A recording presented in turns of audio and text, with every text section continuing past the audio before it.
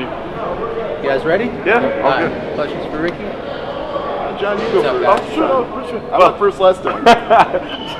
Thanks, man. Give us the idea, man. How are you feeling right now? This is a pretty wild night for you. I'm feeling real good. You know, got talked a lot of crap the past 2 months and got the job done. Give me an evaluation of your performance, because it seemed pretty flawless. I mean, are you feeling pretty good about yourself? Yes, 100%? I'm very happy with my performance. You know, started off slow the first minute, but you know, picked up and knocked him out.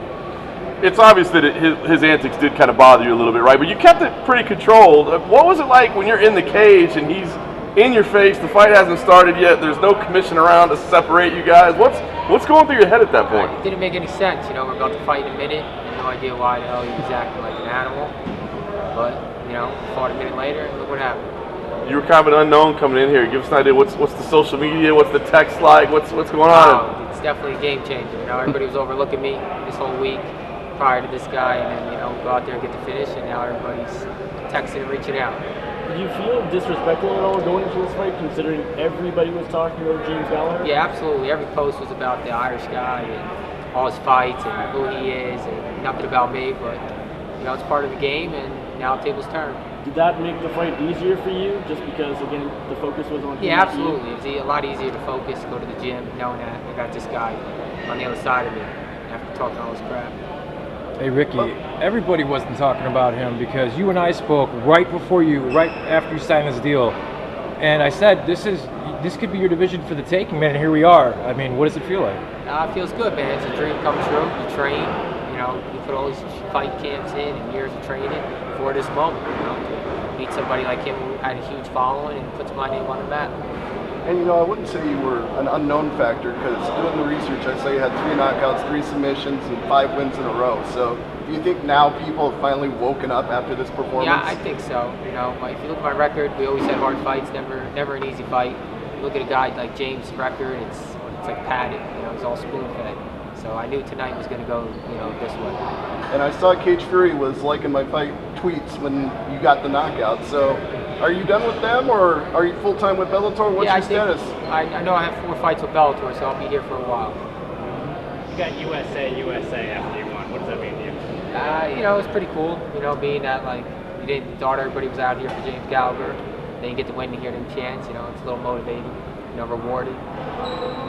Going into the fight, Gallagher said if he beats you, he's getting the next title shot at 155. I know you're only 1-0 in Bellator now, but where do you feel you sit in the division? You know, it doesn't matter. I just want to stay active. I don't care if it's a title fight or anybody in the division. I just want to get a lot of fights in. Want to get one more in before the end of the year? I would love to. Obviously, he raised your hand there at the end. You guys embraced there at the end. What was that like when he was raising your hand? What's your opinion of him now at the end that he showed that sportsmanship? That was nice of him, but then, like, my buddy just told me, he said he got caught, which is a crock of shit. So I thought it was a nice gesture, but he's just still a dick, you know? Is it something where you'd entertain fighting him again down the road if you wanted a rematch? No. I mean, if he, you know, obviously if we have to meet again, we'll meet again, but I don't see no need for a rematch anytime soon. What's it going to be like to talk to some of your non-MMA fans, or friends that don't watch MMA, and tell them that you knocked out one of Conor McGregor's teammates?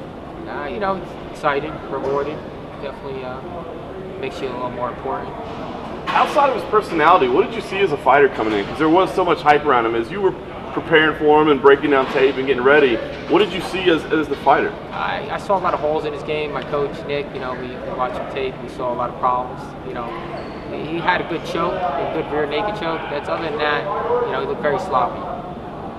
What do you want to do next? I mean, it feels like you could almost call your shot. I mean, I don't know if you're ever going to have as much momentum as you have right now. Is there a name out there, or a date that's been announced? No, I mean, what's next for you? There's nothing. I just want to, you know, fight as soon as possible. Are you looking for a jet to show up from Ireland at your next fight with a bunch of guys that are looking to talk to you? Them Irish people get a little wild sometimes. Very vocal. As long as they don't throw no dollies, though, we're good. Yes, absolutely. Jared Gordon messaged me on Twitter saying that he used to train with you and he used to fight with you at CFFC, and didn't surprise him at all that you put the fist on Gallagher tonight. Yeah, absolutely. He's a nice guy. He came to Nick's a couple times. Very nice, very respectable, tough fighter. Thank you, sir. Thank you, guys. Thank you. Thank you, everybody.